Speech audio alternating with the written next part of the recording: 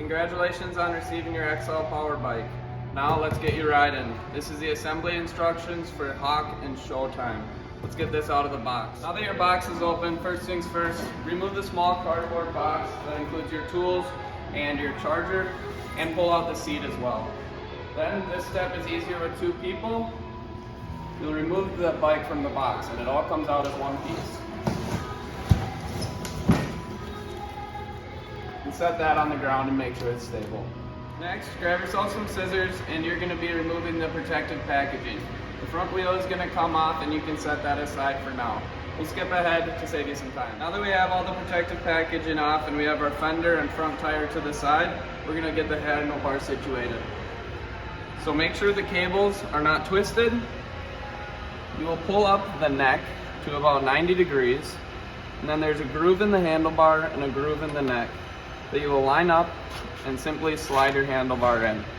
You're going to lock that down, pull it up into place, and lock this as well. Next, you will notice that your handlebars are tilted forward. To adjust that, pull up on this lever, twist it back to where the brakes are comfortable, and clamp it back down. Next, we're going to step aside to the workbench and open our parts box. This is your front screen.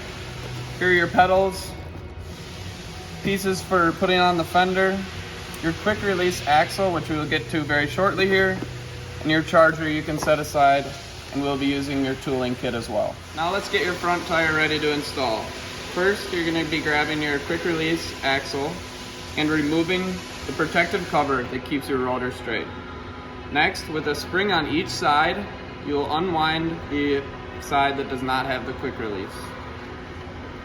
Put your tire upright and with the quick release near the rotor, slide this through. On the other side, you will need to reinsert the spring and you're going to barely screw this on. And now we're ready to put our front tire on. Next, we will be installing the front tire. First, we need to remove the fork guard.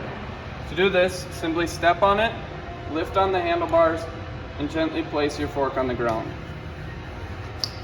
Then, you'll need to remove the hydraulic brake clip. Pull this out and set it aside for now. Now we're ready to install your tire. Place this between your legs with the rotor side facing the brake side, and you will be lifting the fork onto the tire. Set that there for now and we'll get to tightening. Friendly reminder, the brake clip is great to hold onto for traveling. If you're going to be traveling with your front tire off, it's always good to reinsert this into your hydraulic brake. With the quick release lever open, you can move to the other side and tighten this. Once you're feeling pressure, move back to the other side, and it should be a little difficult to close that. Next, let's install the fender for the front tire. With the black attachments facing back, you'll simply slide it around the tire, and you can let it rest there for now. Next, grab your multi-tool, and you will have to unscrew this till it comes out. With the washer on it, put the black attachment through there and get that screwed in part way. After you have attached the fender to the other side, finish tightening these up and your fender will become stable. Next, we will install the headlight. Next, grab the nut and bolt that was in the cardboard box and we will be attaching the headlight. Thread it through the light, through the fender, and into the hole up top. And you will fasten the nut on the back side. Let's tighten up the headlight. You'll need to support the nut in the back and twist this till it's tight.